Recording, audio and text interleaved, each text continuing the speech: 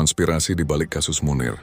Fakta atau rekayasa? Coba bayangin gini, ada seorang aktivis HAM, lantang kritik pemerintah, berani bongkar kasus penculikan sampai bikin orang-orang kuat gerah. Lalu, dia ditemukan meninggal di pesawat. Setelah diusut, ternyata ada racun mematikan di tubuhnya. Pertanyaannya, ini kecelakaan biasa atau ada konspirasi besar di baliknya? Inilah cerita tentang Munir. Munir Said Talib adalah aktivis HAM paling vokal di era reformasi. Dia sering jadi suara lantang buat korban penculikan aktivis 98. Kasus di Aceh, Papua, sampai Timor Timur. Tanggal 7 September 2004, Munir terbang ke Belanda naik Garuda Indonesia. Tapi dalam perjalanan dia sakit parah, muntah, lemas, sampai akhirnya meninggal di kursinya. Hasil otopsi di Belanda nunjukin, Munir tewas karena diracun arsenik dosis tinggi. Dari sinilah cerita penuh misteri dan konspirasi dimulai.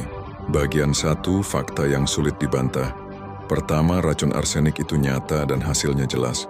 Munir tidak meninggal alami. Kedua, ada pilot Garuda, Polikarpus, yang tiba-tiba dapat surat tugas khusus buat ikut penerbangan itu, padahal jadwal aslinya nggak ada. Ketiga, Polikarpus akhirnya dihukum.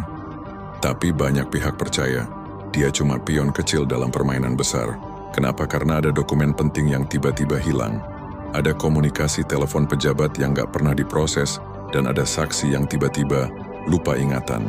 Bagian 2, teori konspirasi yang muncul. Dari fakta itu muncul banyak teori konspirasi. Ada yang bilang ini operasi intelijen, rapi, terencana, dan sengaja untuk membungkam Munir. Ada yang percaya Munir dibunuh supaya dia nggak sempat buka data-data penting soal kasus pelanggaran HAM. Ada juga yang lebih liar. Katanya ada campur tangan asing, karena isu HAM waktu itu lagi panas di mata dunia. Masalahnya, bukti-bukti yang seharusnya bisa menjawab pertanyaan justru hilang atau ditutupi. Jadinya publik cuma bisa menyusun puzzle dari potongan-potongan kecil yang ada.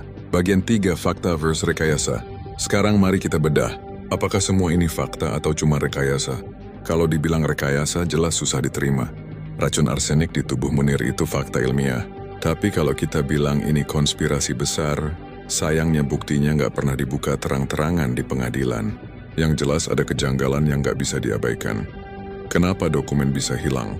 Kenapa hanya satu orang dijadikan kambing hitam?